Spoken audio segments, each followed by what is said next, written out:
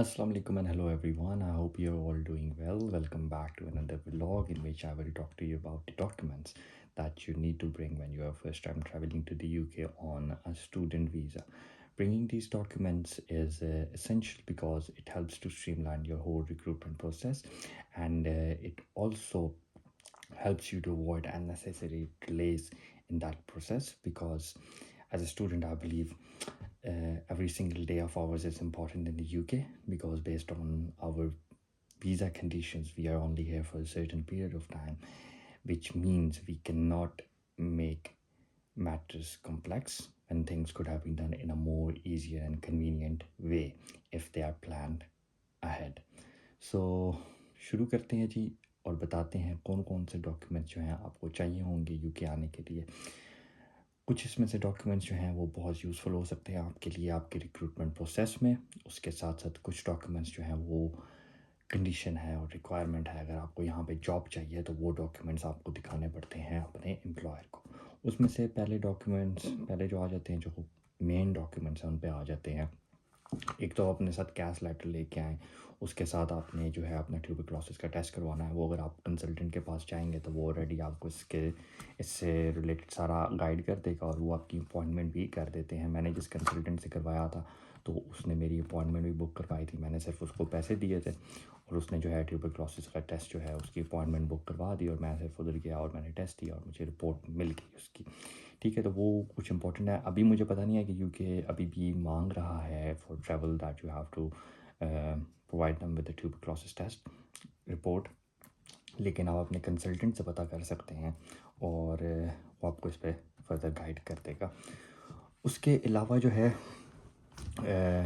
आप अगर आपने ओ लेवल्स किया है Pakistan, India, Bangladesh, in whichever region you are living, तो अगर आपने ओ लेवल्स किया है, मैट्रिक किया है, एफएससी किया है, तो you must bring your original transcripts with you, original results with you, because those documents are important, because when you put that on your CV and when your employer reviews that CV, they then ask you to provide the original transcripts if you have, in order to see or in order to verify that you have actually completed that course or qualification. So ये documents आप अपने साथ लेके आएँ। Original इनके documents हैं वो लेके आएँ, कॉपीज़ ना लेके आएँ, या अगर लेके आना चाहते हैं तो ले आएँ, लेकिन ओरिजिनल जो हैं वो आपको मस्ट चाहिए होंगे यूके में। सो उसके साथ another important thing which I have been struggling with from past 2 years and I would like to mention it to you for you is that from whichever school you have studied, doesn't matter if it was a government school or a private school, make sure to get their point of contact। ठीक है, वो इसलिए कि जब आप अपने employer का application process में आप जाते हैं तो एप्लीकेशन फॉर्म फिल करते हैं, तो उसमें वो आपसे मांगते हैं अपने जो आपने पिछले स्कूल से अगर आपने पढ़ा है, अगर आपने ओ लेवल्स किया है, ए लेवल्स किया है, तो आपसे वो इंस्टीट्यूशन की डिटेल्स मांगेंगे। उसमें आपसे इंस्टीट्यूशन की ईमेल मांगेंगे, तो मेक श्योर आप उनसे point of contact in terms of email और मोबाइल नंबर वो लेके आएँ, और हो सके तो किसी ऐसे बंदे का नाम भी लेके आएँ। फॉर एग्ज़ाम्पल वहाँ पे जिस तरह होते हैं स्कूल्स में, उनके एचआर वाले होते हैं, तो उनका पॉइंट ऑफ कांटेक्ट लेके आएँ, और ऐसा पॉइंट ऑफ कांटेक्ट लेके आएँ जिस पे वो रिप्लाई करें, क्योंकि यहाँ पे जो है वो बहुत स्ट्रिक्ट हैं इस चीज़ को लेके कि आपने जो भी डिटेल्स दी हैं वो उनको वेरीफाई करेंगे, स्पेशली फॉर इंटरनेशनल्स, और लोकल्स के लिए भी इसी तरह करते हैं। अगर उन्होंने अपनी सीवी पे कोई पास्ट एक्सपीरियंस डाला होगा तो आप उसके प्रीवियस एम्प्लॉयर के साथ कांटेक्ट करेंगे और वेरीफाई करेंगे कि ये एक्सपीरियंस लेजिटमेट है या नहीं है। सो मेक श्योर करें कि आप जो है उसका अपने स्कूल का पॉइंट ऑफ कांटेक्ट लेके आएँ, और ऐसा पॉइंट ऑफ कांटेक्ट लेके आएँ जिस पे वो रिप्लाई करें। अगर आपका एम्प्लॉयर कोई उनको ईमेल भेजता है या उनको कॉल करता है तो उसका वो रिप्लाई बैक कर सकें और वेरीफाई कर सकें कि हाँ जी, जो स्टूडेंट है इसने यहाँ से ए लेवल्स किया है, इसने यहाँ से एफएससी की है या मैट्रिक किया है। तो ये बहुत फ़ायदा होता है और ये अननेसेसरी डिले नहीं क्रिएट करता आपके रिक्रूटमेंट प्रोसेस में। सो ये एक चीज़ होगी। सेकेंडली, एक और इम्पॉर्टेंट चीज़, अगर आप यूके में आते हैं तो मोस्टली क्योंकि स्टूडेंट्स जो हैं वो यहाँ पे सिक्योरिटी करते हैं, तो आप मेक श्योर करें कि आप पाकिस्तान से अपना कैरेक्टर सर्टिफिकेट बनवाएं। तो कैरेक्टर सर्टिफिकेट जो है वो किसी भी आई थिंक पुलिस स्टेशन से बन जाएगा, या आप अपने पुलिस स्टेशन पे जाके उनसे पूछ सकते हैं कैरेक्टर सर्टिफिकेट मैंने बनवाना है, तो उनका जो भी हेल्प डेस्क होगा आप वहाँ पे जाके पता करें और वो आपको बता देंगे कैरेक्टर सर्टिफिकेट कहाँ पे बनना है। तो ये पाकिस्तान, इंडिया, बांग्लादेश या किसी भी कंट्री से आप ट्रैवल करें तो अपनी कंट्री के हिसाब से आप अपना कैरेक्टर सर्टिफिकेट बनवाएं। और सिर्फ कैरेक्टर सर्टिफिकेट ना बनवाएं, कैरेक्टर सर्टिफिकेट बनवा के उसको फ़ॉरेन ऑफिस से अटेस्ट करवाना है। अटेस्ट नहीं करवाएंगे कि तो आप जो यहाँ पे सिक्योरिटी का लाइसेंस अप्लाई करते हैं, तो सिक्योरिटी इंडस्ट्री अथॉरिटी जो होती है, जो आपको लाइसेंस देती है, उन्होंने ये चीज़ें रिव्यू करनी होती हैं, आपका कैरेक्टर सर्टिफिकेट देखना होता है। उस बुनियाद पे फिर वो आपको लाइसेंस इशू करते हैं। अगर आपके पास कैरेक्टर सर्टिफिकेट नहीं है, अगर आपके पास कैरेक्टर सर्टिफिकेट है और वो फ़ॉरेन ऑफिस से टेस्ट नहीं है, तो फिर जो है आपके लिए मुश्किलात बन सकती हैं और फिर आपने जो है अपने घर वालों को बाद में तंग करना है और उनको कहना है कि वो फ़ॉरेन ऑफिस में जाके टेस्ट करवाएं, जो कि एक हासिल क्रिएट कर सकता है और एक अननेसेसरी डिले क्रिएट कर सकता है। और एज अ स्टूडेंट अगर आप नए आए हैं, आपको जॉब चाहिए ही चाहिए, तो आप इन चीज़ों को अवॉइड करें और पहले से ही प्लान ऐड करें। वैसे भी पाकिस्तान में आपने वेले ही बैठना है, तो इससे अच्छा है कि ये चीज़ें अपनी सारी आप कंप्लीट करके अपने साथ लेके आएँ। उसके अलावा एक और इम्पॉर्टेंट चीज़ है जो मैं आपके साथ मेंशन करूँगा और ये मस्ट आप अपने साथ लेके आएँ अगर आप अपने फ्यूचर में गाड़ी चलाना चाहते हैं और अगर आप अंडर द एज ऑफ 25 हैं, तो अपना ड्राइविंग लाइसेंस पाकिस्तान से इंटरनेशनल ड्राइविंग लाइसेंस लाज़मी लेके आएँ। वो इसलिए मैं आपको बताता हूँ क्योंकि आप जब ड्राइविंग लाइसेंस पाकिस्तान से लेके आएंगे international to international driving licence पे as compare to the UK driving licence, insurance थोड़ी बहुत कम हो जाती है। और मैं आपको उसके साथ साथ बताता हूँ कि इंश्योरेंस और कैसे कम कर सकते हैं आप। तो ड्राइविंग लाइसेंस जो है आप अपना आप साथ लेके आएँ, ठीक है, पाकिस्तान से, और मेक श्योर करेंगे वो इंटरनेशनल ड्राइविंग लाइसेंस हो। अगर आपने यहाँ पे गाड़ी चलानी है तो आप फॉर द फर्स्ट ईयर आपको मसला ना हो ट्रेन के बस का जो है बस से ट्रैवल करने का। और आप आते साथ अगर आपके पास पैसे हैं, क्योंकि बात तो यहाँ पर सारी पैसों की है, तो अगर आपके पास पैसे हैं तो आप आके गाड़ी ले सकते हैं, जो कि मिल जाती है अराउंड रीज़नेबल कार जो है गुजारे के लिए 500-600 पाउंड की आपको गाड़ी मिल जाती है। और उस पर इंश्योरेंस जो होगी वो 200 पाउंड, अराउंड 150 भी कर देते हैं कुछ लोग, लेकिन अगर आप खुद भी चेक करें तो 200 पाउंड तक आपको मिल जाएगी। उसमें बहुत सारी टेक्निक्स होती हैं, लेकिन वो मैं आपको साथ साथ बताता जाता हूँ। तो ये कुछ डॉक्यूमेंट्स हैं जो इम्पोर्टेंट डॉक्यूमेंट्स आप अपने साथ लेके आएँ। उसके अलावा आपके लिए मस्ट है कि आप अगर यूके में आ रहे हैं और अगर आपने सिक्योरिटी की लीगल जॉब करनी है या किसी और इंडस्ट्री में अगर आपने लीगल जॉब करनी है, तो यहाँ के रिक्वायरमेंट है एम्प्लॉयर्स की, और ये एक इनका लॉ भी है यूके का, कि आप अगर किसी नए बंदे को हायर करते हैं तो उसका 5 साल का बैकग्राउंड आपने चेक करना है। तो अब वो 5 साल का बैकग्राउंड आप कैसे अपना वेरीफाई करवा सकेंगे?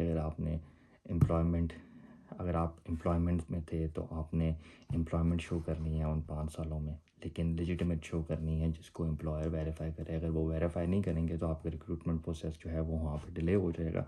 और हो सकता है in certain cases I have seen even in times when I was looking for a job, I have been rejected quite a lot of times based on that.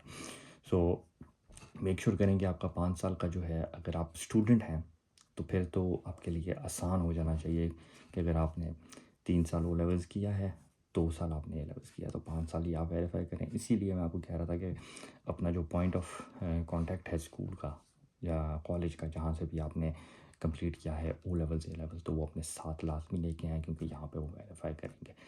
इसीलिए इसके साथ साथ जो है आपने अगर आपने एम्प्लॉयमेंट की है किसी के साथ भी किसी भी जगह पे, तो आप उनका पॉइंट ऑफ कांटेक्ट एचआर से उनकी लें और उनको बता देंगे किस वजह से आप ले रहे हैं, ताकि उनको अंदाज़ा हो कि अगर कहीं बाहर से ईमेल आती है तो वो उसका रिप्लाई कर सकें, या उनको कोई कॉल आती है तो वो उनका रिप्लाई कर सकें। अच्छा, अब मैं आपको बता देता हूँ, क्योंकि मैंने मेंशन कर दिया है तो आप थोड़ा सा इससे फ़ायदा ले सकें, क्योंकि मेरे लिए तो बहुत मसला हुआ था ये, और क्योंकि मुझे गाइड करने वाला कोई नहीं था असल में सही से, तो इसलिए थोड़ा सा मेरे लिए मुश्किल हो गया था। तो ड्राइविंग लाइसेंस जब आप लेते हैं पाकिस्तान से इंटरनेशनल ड्राइविंग लाइसेंस, तो अगर हो सके, अगर आपके कोई लिंक्स हैं पाकिस्तान में, क्योंकि ये डॉक्यूमेंट्स बनवाना कोई इतना मुश्किल काम नहीं होता पाकिस्तान में, तो अगर आपके कोई लिंक्स हैं पाकिस्तान में तो आप मेक श्योर करें कि आप वहाँ से ड्राइविंग लाइसेंस इंटरनेशनल उठाएँ, ठीक है। और अगर आपके पास पुराना ड्राइविंग लाइसेंस है तो वेल एंड गुड, ठीक है।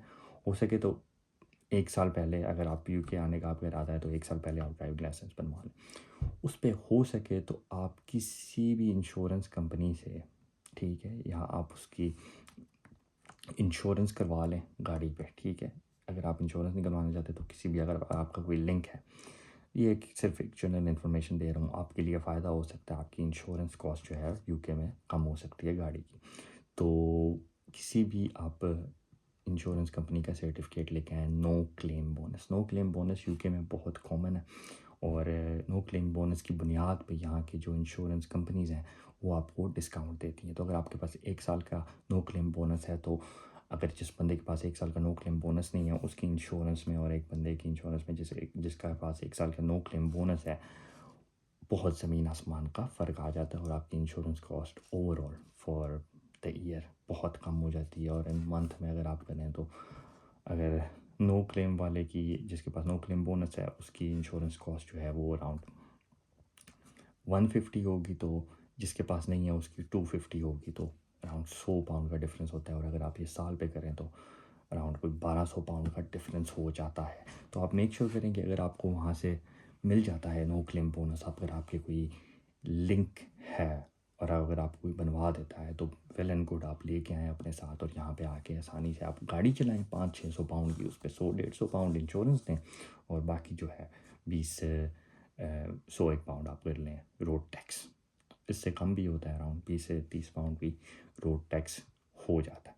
तो ये कुछ डॉक्यूमेंट्स जो हैं आप अपने साथ लेके आएँ। उसके बाद ट्रैवलिंग के लिए डॉक्यूमेंट्स जो आपको चाहिए होंगे, कैश लेटर चाहिए होगा, ठीक है, क्योंकि आजकल जो है इमिग्रेशन वाले बहुत स्ट्रिक्ट हुए हैं, तो ये छोटी छोटी चीज़ें चेक करेंगे। मेरे टाइम पे उन्होंने इतनी नहीं चेक की थी, लेकिन मैंने फिर भी just in case to be on safer side, मैंने ये सारे डॉक्यूमेंट्स अपनी एक फ़ाइल में डाले, और जब मैं ट्रैवल करने लगा तो मेरे साथ ये डॉक्यूमेंट्स, फ़िज़िकल डॉक्यूमेंट्स जो थे, सारे थे।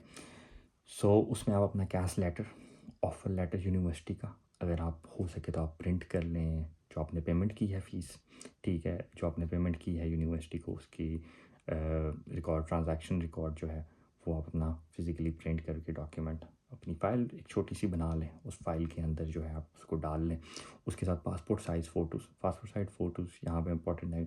अगर आप हो सके तो अराउंड 20 एक अपनी पासपोर्ट साइज़ फ़ोटोज़ बनवा लें, वहाँ से बन जाएंगी अराउंड 700-800 की। तो यहाँ पे आपको हैसल नहीं करना पड़ेगा, और काफ़ी अच्छी बन जाएंगी पाकिस्तान से। तो वो पासपोर्ट साइज़ फ़ोटोज़ यहाँ पे आपको थोड़ी बहुत जो है चाहिए होंगी शुरू में। फॉर एग्ज़ाम्पल, अगर आप यहाँ का ड्राइविंग लाइसेंस के लिए अप्लाई करते हैं तो वो मांगते हैं, अगर आपके सिक्योरिटी बैच के लिए अप्लाई करते हैं तो वो मांगते हैं, तो किसी न किसी तरीके में यूज़ हो जाएंगी वो।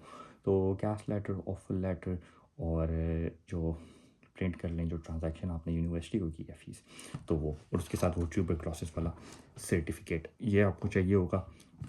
उसके अलावा जो है, आपको हो सके तो कोविड-19 का भी आप बनवा लें, लेकिन उसका कोई इतना इश्यू नहीं है।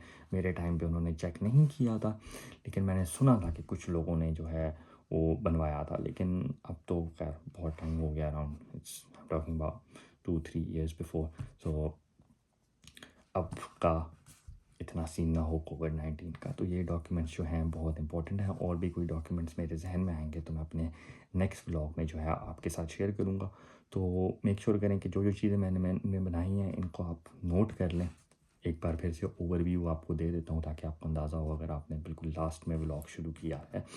तो मैंने बताया है जी आपको ओ लेवल्स के रिज़ल्ट, मैट्रिक एफएससी के रिज़ल्ट। अगर आपने मैट्रिक एफएससी की है, जिस स्कूल से की है, उसका पॉइंट ऑफ कांटेक्ट, उनका ईमेल एड्रेस, उस बंदे का नाम, उस बंदे का कांटेक्ट नंबर, उस इंस्टीट्यूशन का कांटेक्ट नंबर, ठीक है, जिस पे वो रिप्लाई कर सकें अगर जहाँ से कोई एम्प्लॉयर उनको कॉल करता है और वेरीफाई करता है कि जो स्टूडेंट है इसने आपकी स्कूल से या आपके कॉलेज से पढ़ाई की है। तो ये इंपॉर्टेंट हो गया। उसके बाद ड्राइविंग लाइसेंस का मैंने आपको बताया है, ड्राइविंग लाइसेंस लेके आए। नो क्लेम बोनस का सर्टिफिकेट अगर आपको पाकिस्तान से मिलता है तो वेल एंड गुड, नहीं तो मसला नहीं है। यहाँ पे आके आपको इंश्योरेंस थोड़ी ज़्यादा देनी पड़ेगी, यही होगा पहले साल के लिए। तो अगर आप बचना चाहते हैं उस कॉस्ट से, तो आप वहाँ से किसी इंश्योरेंस कंपनी से बनवा लें। तो ये आपको कुछ फ़ायदा दे सकती है यूके में। उसके साथ कैरेक्टर सर्टिफिकेट मस्ट है। अगर आपने सिक्योरिटी की जॉब करनी है तो आपको कैरेक्टर सर्टिफिकेट हर हालत में चाहिए होगा, जो कि फ़ॉरेन ऑफिस से अटेस्ट हो, और उसका ओरिजिनल डॉक्यूमेंट जो है अपने साथ आप लेकर ट्रैवल करें। हो सकता है कि आपको इमिग्रेशन वाले भी पूछ लें उसके बारे में, तो वो आपको चाहिए ही चाहिए होगा। उसके साथ ट्रैवलिंग डॉक्यूमेंट्स में आपको जो जनरल डॉक्यूमेंट्स होते हैं, जिसमें आपके टिकट्स आ जाते हैं, आपके जो हैं कैश लेटर हो गया, ट्रांजैक्शन वाला वो जो मैंने बताया है, ऑफर लेटर हो गया, तो ये कुछ डॉक्यूमेंट्स जो हैं आपको अपने साथ चाहिए होंगे। पासपोर्ट लाजमी रख लीजिएगा, पासपोर्ट रखना ना भूलिएगा, और अपने आईडी कार्ड अगर आपको चाहिए हो तो वो अपने आप साथ लेके आ सकते हैं, ताकि आपको इतना शुरू में यूके में मसला ना हो। और आते साथ ही आप अपना जो सिक्योरिटी बैच का प्रोसेस है, अगर आप सिक्योरिटी करना चाहते हैं, अगर आपका ये प्लान है कि मैंने टेक अवे करना है पहले, तो फिर आप उसके अकॉर्डिंगली प्लान कर लें। तो मोस्टली जो स्टूडेंट्स हैं वो यहाँ पे शुरू में सिक्योरिटी ही करते हैं। सिक्योरिटी ही वेरी रिवॉर्डिंग है as compare to takeaways, क्योंकि अभी अगर मैं आपको बताऊँ, यूके की नेशनल लिविंग वेज जो है वो इंक्रीज़ होकर 1221 हो गई है, लेकिन मैंने अभी सुना है कि अभी भी स्टूडेंट्स जो हैं इवन इन लंदन, मतलब इतनी ज़्यादती है यहाँ पे एशियंस के साथ। एशियन जो स्टूडेंट्स आते हैं, किसी भी बैकग्राउंड से हों, उनके साथ ये जो ब्रिटिश एशियंस हैं, क्योंकि गोरे तो आपको देते नहीं हैं कैश इन हैंड, ठीक है, लेकिन ब्रिटिश एशियंस देते हैं, और ये आपकी मतलब पीक निकलवाते हैं। तो ये आपको 5-6 पाउंड अभी भी लंदन वाली साइड पे भी 5-6 पाउंड, ब्रेडफोर्ड में भी 5-6 पाउंड, लीड्स, आप जिस भी जगह पे चला जाए, कोई अच्छा एम्प्लॉयर होगा तो अराउंड आपको 8 पाउंड कैश इन हैंड देगा। लेकिन मैं रिकमेंड नहीं करता कि आप कैश इन हैंड करें। मैं वही कहता हूँ कि आप लीगल जॉब करें, सिक्योरिटी की जॉब करें, जो भी करें, ताकि आप at the end of the day वो आपके HMRC पोर्टल पे शो हो रही हो। HMRC का आपको नहीं पता तो मैंने अपने पिछले व्लॉग में मेंशन किया था, वो आप जाके चेक कर सकते हैं HMRC क्या होता है। तो उसके पोर्टल पे वो शो हो और आप अपनी उसको आसानी से CV भी डाल सकें, और उसको उस एक्सपीरियंस को, स्किल को रेलिवेंट कर सकें उस जॉब के साथ जिसके लिए आप अप्लाई कर सकते हैं। सो ये कुछ चीज़ें थी आपको बतानी थी। बहुत शुक्रिया मुझे सुनने के लिए। Thank you for listening to me, and I will be back in another vlog, क्योंकि मसरूफियात बहुत हैं और टाइम नहीं मिलता व्लॉग बनाने का, जिसकी वजह से डिले पे डिले हो जाता है। लेकिन कोशिश करूँगा कि रेगुलर व्लॉग बना सकूँ। अगर ना भी हुआ तो इन अ वीक और 2 आपको 2-1 व्लॉग्स देखने को मिलेंगे। सो मेक श्योर करेंगे ये चीज़ों को आप नोट बना लें, क्योंकि मैं नहीं चाहता जिन चीज़ों से मैं या मेरे उस टाइम पे जो दोस्त आए थे हमने स्ट्रगल किया है, उन चीज़ों से आप भी स्ट्रगल करें। तो यही सारा मकसद है यूट्यूब चैनल बनाने का। आप लोग सीखें इससे, आप लोगों को कुछ फ़ायदा हो और अपना प्लान कर सकें आप इजीली, ताकि आपको यहाँ पे मसला ना हो। क्योंकि यहाँ पे आपको कोई कुछ नहीं बताएगा, किसी के सहारे में आने की ज़रूरत नहीं है। अपना प्लान करके आपने आना है और राइट डिसीजन लेके आना है, और उस डिसीजन पे फिर खड़े रहना है आपने डिसीजन लेके। सो तब तक के लिए दीजिए मुझे इजाज़त। मिलते हैं आपसे एक और व्लॉग में, जिसमें आपके साथ एक न्यू इंटरेस्टिंग टॉपिक के साथ आते हैं और आपके साथ शेयर करते हैं कि अगर कोई और इन्फॉर्मेशन, कोई लेटेस्ट इन्फॉर्मेशन आती है वो शेयर करते हैं। नहीं तो फिर आपको बताएंगे कि आपने यूके में कौन कौन सी और छोटी छोटी चीज़ें जो हैं वो आप अपने दिमाग में रखें और आप आगे से प्लान कर लें, ताकि आपको यूके आके इतना कोई शौक ना मिले। सो मुझे दीजिए इजाज़त। अपना बहुत सारा ख्याल रखिए। मिलते हैं आपसे नए व्लॉग में। शुक्रिया।